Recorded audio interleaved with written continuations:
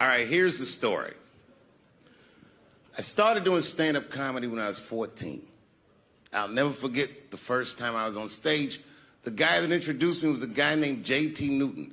I'm 47. I can close my eyes and remember the introduction like it was yesterday. It went like this. Ladies and gentlemen, this next young man coming to the stage is starting his comedy career tonight. Who knows? We may be witnessing the birth of a star. Please welcome David Chappelle.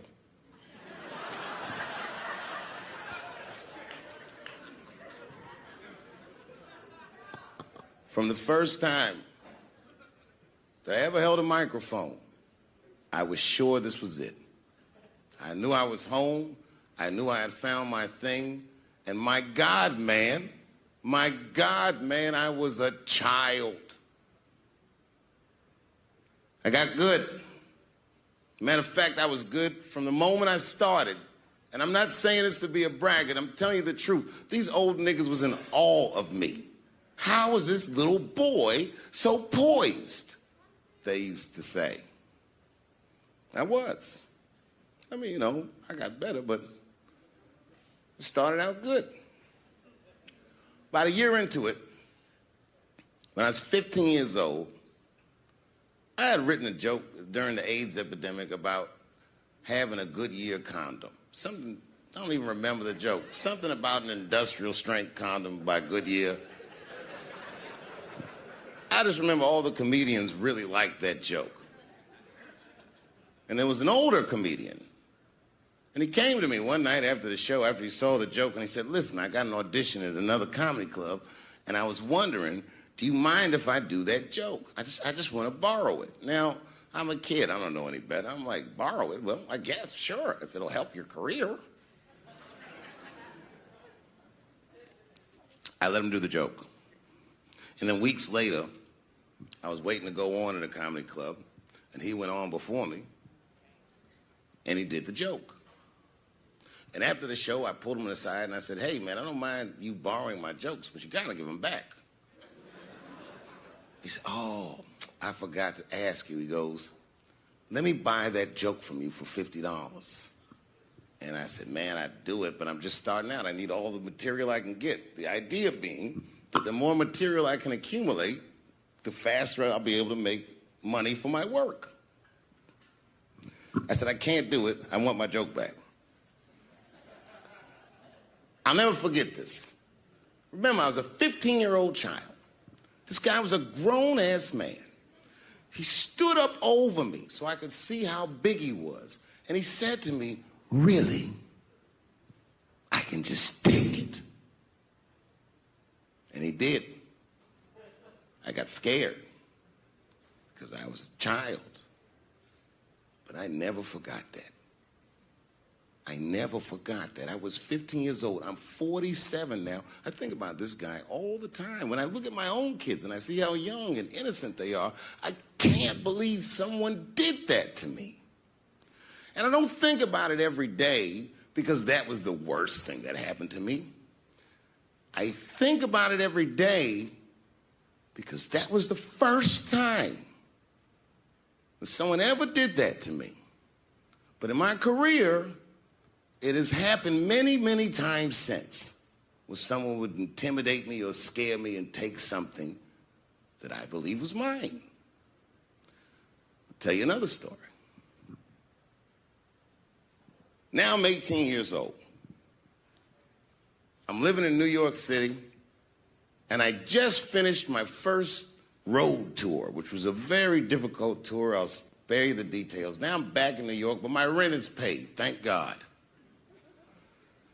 And I have $60 to my name, and a woman that I had met in Pittsburgh, a bad Dominican bitch,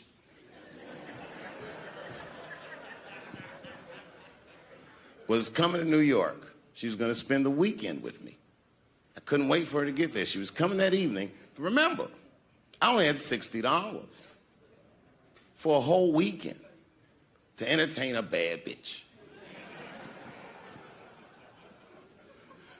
Now I'm walking through Greenwich Village, and I see something I've never seen before. 3-card Monte. You know what that is? Yeah, the guy had the whole thing. The table was set up, and he had the 3 cards, and the crowd was hooting and hollering, and he was like, find the red card, find the red card, and people were playing. Sometimes they win, sometimes they lose, but it was really exciting, and I'm standing there watching it, and I noticed while I'm watching them play this game that the red card, the one you're trying to find, had just a little bend on the corner. And I'm watching it, and I'm like, yo, this guy doesn't seem to know that red card is bent. I'm going to beat this motherfucker. And I walked up to the table, and I said, let me play a hand. And I put my last $60 on that table, and he starts to shuffle and find the red card, find the red card. And I kept watching that bent card go around the table, make sure I kept my eyes on that bent card. And when he stopped shuffling, and he said, find the red card, I pointed to it with confidence. Here it is right here. And he flipped it over, and it was black. And he took my money. I couldn't fucking believe that. How did this nigga do that? Was that magic or sorcery? I was confused. So you know what I did? I sat there, and I watched him for a real long time play the game. And I realized that all those people who was doing all that hooting and hollering and betting, my God, they were his friends. They were in on the whole thing. I felt so wronged. I felt so stupid.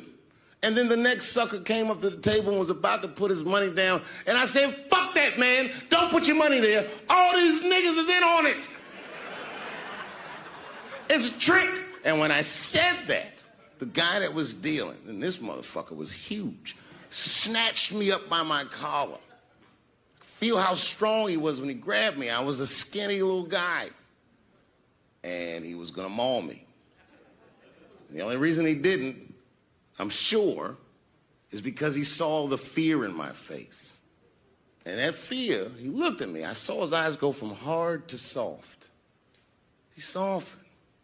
Then he looked at me like the way a father would look at a child. And he said to me, young man, don't ever come between a man and his meal. I never forgot that either. Most niggas would have to run the streets for years to learn a lesson that profound. It took me 2 seconds. Never get between somebody and their paper. Taking a man's livelihood away from him is akin to killing him. Do you know why Prince, the famous rock star that was a friend of mine, do you know why he called himself the artist when he came back? He calls himself the artist because that's what they call us in our contracts. Oh, these contracts are crazy. You should hear the terminology they say in these contracts. To use your name and likeness in perpetuity throughout the universe. Who the fuck could possibly know what that means? Nobody does. It's so complicated, in fact, that when you're a kid like me, you have to hire somebody to tell you what that means. And you sit down at a table and you do the contract game. And that's how I got with Comedy Central. I signed the contract.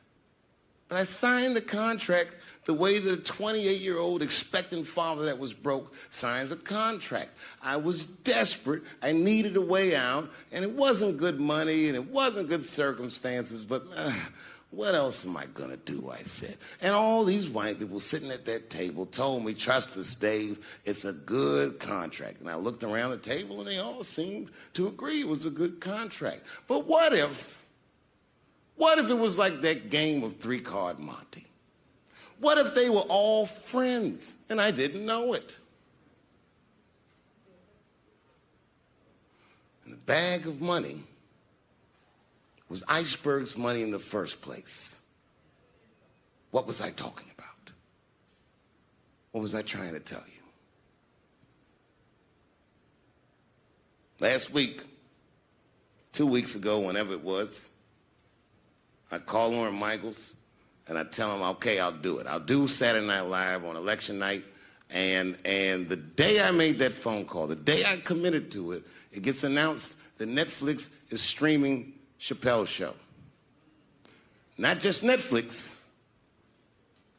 HBO Max is streaming it too. I'll tell you another story about HBO. No, hear me out. Did you know, before Chappelle's show was at Comedy Central, I pitched that show to HBO. I told them what I wanted to do. Now, these are executives.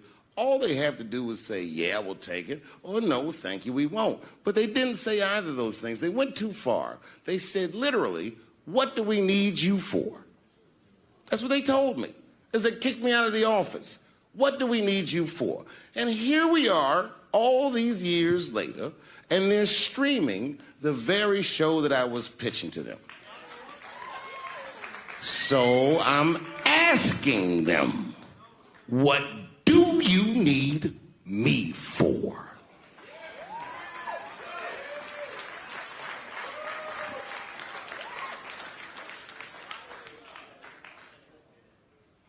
People think I made a lot of money for Chappelle's show. When I left that show, I never got paid. They didn't have to pay me because I signed the contract. But is that right? I found out that these people were streaming my work, and they never had to ask me, or they never had to tell me. Perfectly legal because I signed the contract. But is that right? I didn't think so either. That's why I like working for Netflix. I like working for Netflix because when all those bad things happened to me, that company didn't even exist.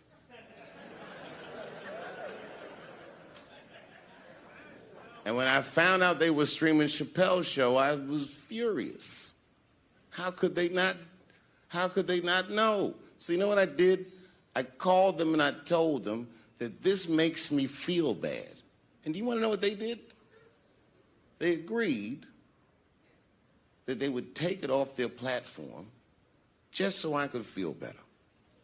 That's why I fuck with Netflix, because they paid me my money, they do what they say they're gonna do, and they went above and beyond what you could expect from a businessman. They did something just because they thought that I might think that they were wrong. And I do. I think if you are fucking streaming that show, you're fencing stolen goods. They stole that from me. They just took it. And I'm not up here trying to tell you guys that I believe that Comedy Central gave me a raw deal just because I'm black. I believe that they gave me a raw deal because this fucking industry is a monster. It's the same monster that these Me Too bitches was trying to tell you about. But they hate the monster for how it fucks. And I hate that monster for how it eats. But my God, man, it's the same monster. When I quit the show, all my friends would say, well, then fuck them, Dave. Why don't you just do Chappelle's show at another network? Yeah. And why doesn't a slave run from one plantation to another plantation because the master over there might be nicer? My God, man, I was trapped. You know what? Tell you the truth. I've even thought about coming back and doing another Chappelle show. Well, but if I do, I can't call it Chappelle's show because my name and likeness is being used by them in perpetuity throughout the universe.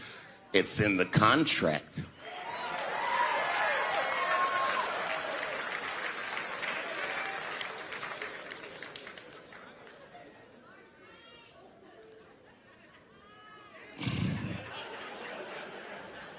You're not supposed to do this in my business.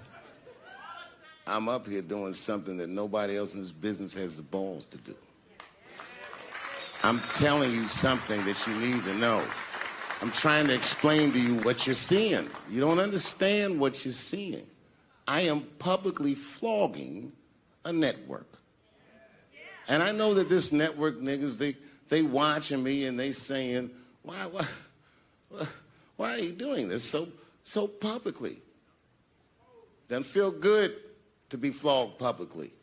Oh, believe me, I know. I know exactly how that feels. When I quit my show, they said I was crazy. What was crazy about it? I just didn't want to do it anymore. They said I smoked crack. That's impossible. I was a devout Muslim. I didn't smoke or drink. But I do now, bitch, because you ruined my fucking life. Now it's their turn. This is their first nigga lesson, and I'm honored to give it to them. They're gonna pay me for this show. I called my agent. I said, is there anything I can do about this show? And he said, no. Well, fuck you too then. If you want something done right, I guess you got to do it yourself. So I'm not going to the agents. I'm coming to my real boss. I'm coming to you. I'm begging you. If you ever liked me, if you ever think there was anything worthwhile about me, I'm begging you. Please don't watch that show. I'm not asking you to boycott any network. Boycott me. Boycott Chappelle's show. Do not watch it unless they pay me.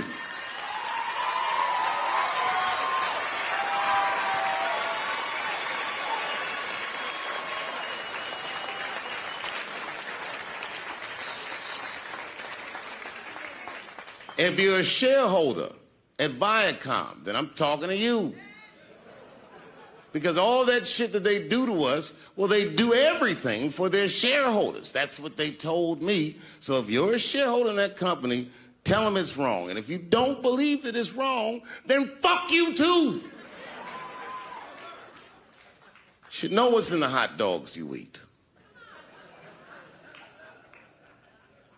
Now, there's probably a bunch of people at Comedy Central and Viacom and all these places that have no idea what I'm talking about. They've all either quit or been fired. Yo, what's good everyone? Welcome back to the channel, and wow, the video I'm about to watch today has a title that already has me in my feelings. Before I even press play, Dave Chappelle on its insanely Unforgiven the world has turned into.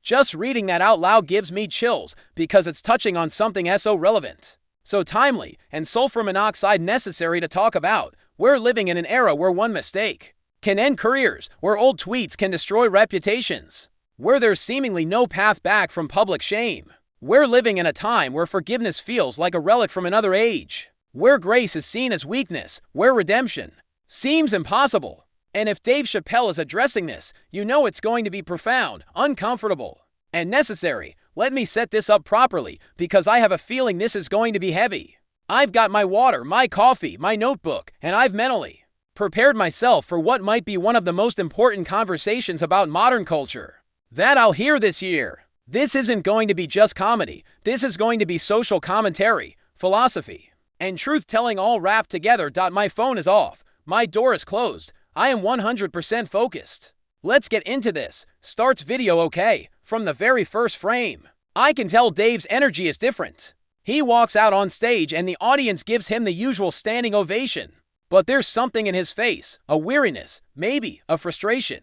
He looks like a man who's been thinking about this topic for a long time and finally has the opportunity to say what's been building up inside him. He takes his time getting settled, sips his water, looks out at the audience, and then he starts with a simple observation that sets the tone for everything that's about to come. Opening observation: Dave's saying something like, "When did we decide that people can't be forgiven? When did we decide that one mistake defines you forever? When did we become a society that believes in punishment but not redemption?" And the audience is quiet because these aren't rhetorical questions meant to get laughs. These are real questions that require real reflection. Pauses, man. Just those opening questions are already sitting heavy with me. When did we decide that? Because it wasn't always like this, was it? There was a time when people could make mistakes, apologize, learn, and move forward.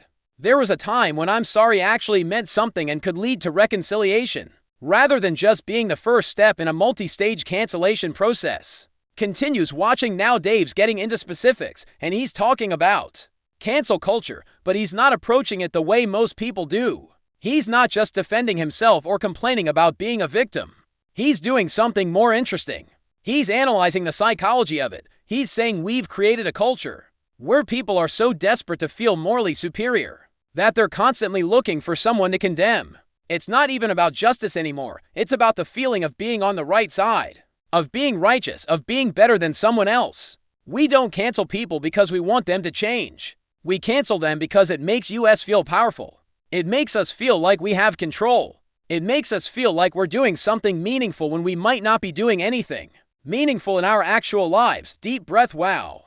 That just hit different, because he's right, isn't he? How many people participate in cancel culture not because they genuinely care about accountability, but because it gives them a dopamine hit? It makes them feel important. It makes them feel like they're part of a movement, part of something bigger than themselves. It's performative morality. It's virtue signaling. It's using other people's mistakes to elevate yourself. Keeps watching. Dave's now contrasting how we treat mistakes in the public sphere versus in our private lives, and this is brilliant. He's saying, in your personal life, when your friend messes up, you don't immediately cut them off forever. You talk to them. You try to understand why they did what they did. You give them a chance to apologize, to make amends, to do better. But in the public sphere, one mistake and you're done. No conversation, no context, no opportunity for growth. Just immediate exile. The audience is nodding because we all recognize this double standard. We all have friends and family members who have done problematic things, but we don't treat them the way we treat public figures who do similar things. Reflective moment. And why is that? Dave's asking the question I'm asking myself right now. Why do we extend grace to people we know personally, but not to people we only know publicly? Is it because it's easier to dehumanize someone you don't know? Is it because we can't see the full complexity of a stranger's life the way we can with someone close to us? Is it because there's no social cost to destroying a public figure, but there is a cost to destroying a friendship? Continues. Now Dave's getting into the concept of proportionality. And this is where things get really interesting. He's talking about how we've lost any sense of scale when it comes to mistakes and consequences. He's saying we treat every offense as equally unforgivable. Someone who said something ignorant 10 years ago gets the same treatment as someone who actively hurt people yesterday. Someone who made a bad joke gets the same treatment as someone who committed a crime. We've lost the ability to distinguish between different levels of wrongdoing. And he's doing this bit where he's listing different types of offenses. Said something dumb on Twitter, canceled. Made a joke that didn't land, canceled. Had a bad opinion, canceled. Made a mistake in judgment, canceled. Actually hurt someone, also canceled. Committed a serious crime, also canceled. Pauses. The audience is laughing, but it's uncomfortable. Laughter because it's true. We've created a binary system. You're either perfect or you're canceled. There's no gradation. There's no proportional response. Everything gets the maximum punishment. And that's not justice. That's not accountability. That's just mob rule. Watching intently. Oh man. Now Dave's talking about his own experience with this. And you can hear the frustration in his voice. He's describing moments where things he said were taken out of context, misrepresented, or deliberately misunderstood, and how the outrage machine immediately went into overdrive. He's saying, I try to explain the context. I try to clarify what I actually meant, but nobody wanted to hear it because the narrative was already written. I was already the villain, and the mob had already made up their minds. And then he says something that hits hard. The truth doesn't matter when people have already decided to be angry. Facts don't matter when people are committed to the narrative. Context doesn't matter when people just want someone to destroy. Emotional. This is making me think about how many times I've seen this play out. Someone gets accused of something. The internet explodes. The person tries to explain or apologize. But it doesn't matter because the mob has already decided. The trial is over before it even begins. We're not interested in understanding. We're interested in punishment. We're not interested in dialogue. We're interested in destruction. Continues. Watching. Now Dave's transitioning to talk about redemption, or rather, the lack of it in modern culture. And this is where you can really feel the weight of what he's saying. He's asking, what's the path back? If someone makes a mistake, apologizes, learns from it, changes their behavior, is there ever a way back, or are they just done forever? And he's pointing out that we've created a system with no exit. Once you're canceled for life. There's no statute of limitations. There's no way to earn forgiveness. There's no redemption arc. We're creating a world where people have no incentive to change because change doesn't matter. You can grow, you can learn, you can become a completely different person, but you'll still be defined by your worst moment forever. Pauses to think, and that's actually tragic when you think about it. If there's no possibility of redemption, why would anyone do the work to change? If you're going to be punished forever regardless of growth, why bother growing? We're removing the incentive for people to become better. We're creating a system that punishes past behavior indefinitely, which means there's no reason to improve future behavior. Keeps watching. Dave's now talking about forgiveness as a concept, and he's getting almost spiritual about it. He's talking about how every major religion, every wisdom tradition, every philosophical system has emphasized the importance of forgiveness. Not because wrongdoing doesn't matter, not because accountability isn't important, but because humans are flawed. We all make mistakes. We all fall short. We all have moments we regret. If we can't forgive, then we're all doomed, because nobody's perfect. Nobody. Everyone you cancel today will be canceled by someone tomorrow for something. It's an endless cycle of destruction that leaves nobody standing. Engaged in. He's right. This is what I've been thinking but couldn't articulate. Cancel culture is eating its own. The people who are the most aggressive about canceling others today are often the next ones to be canceled tomorrow, because the standards keep shifting. What's acceptable today might be problematic tomorrow. The language that's appropriate now might be offensive in 5 years. If we're going to hold everyone accountable to retroactive standards, then everyone is vulnerable. Continues now. Now Dave's wrapping up, and he's bringing it all together with this final thought. He's saying something like, the world has become insanely unforgiving. We've lost our ability to extend grace. We've lost our belief in redemption. We've lost our understanding of proportionality, and we're all worse off for it. But it doesn't have to be this way. We can choose differently. We can choose grace. We can choose proportional responses. We can choose to believe in people's capacity to change. It starts with us. It starts with you. The next time you see someone mess up, the next time someone disappoints you, the next time you feel that urge to join the mob, pause. Ask yourself, is this proportional? Is this productive? Is this the kind of world I want to live in? Standing ovation, the audience is on their feet. Some people have tears in their eyes. Because this wasn't just entertainment. This was truth. This was challenging. This was necessary. Dave walks off stage, and the video ends. Long pause after. Video ends. I'm sitting here with tears in my own eyes. That was powerful. That was important. That was exactly what I needed to hear. Final thoughts. Okay, let me try to process everything I just watched. Dave Chappelle just gave us a masterclass in forgiveness, grace, and what we've lost as a culture. The core message seems to be this: we've created an insanely unforgiving world. We've lost our ability to extend grace. We've lost our belief in redemption. And it's making us all worse, not just the people being canceled, but the people doing the canceling and society as a whole. The key points: we've lost proportionality. We treat all mistakes as equally unforgivable. We've eliminated paths to redemption. There's no way back from being canceled. We extend grace privately, but not publicly. Double standards. Cancel culture is often more about feeling powerful than about justice. The internet's permanence means mistakes never fade. We're punishing mid-level people while the truly powerful escape. We've made apologies meaningless by refusing to accept them. This culture creates fear, dishonesty, and stagnation. Forgiveness is as much for us as for the person being forgiven. We can choose differently.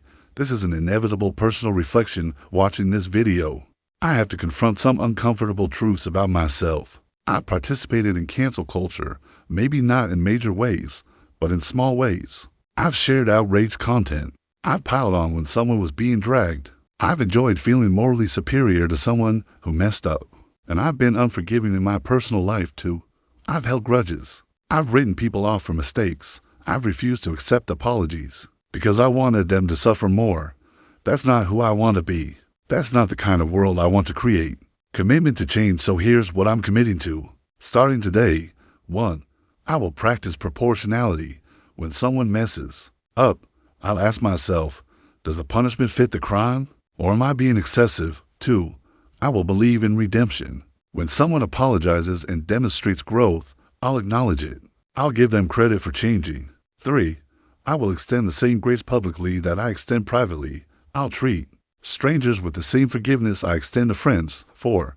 I will pause before sharing outrage. Before I retweet that dragging, before I add my voice to the mob, I'll ask, is this helpful? Is this proportional? Is this the world I want? 5. I will forgive for my own sake.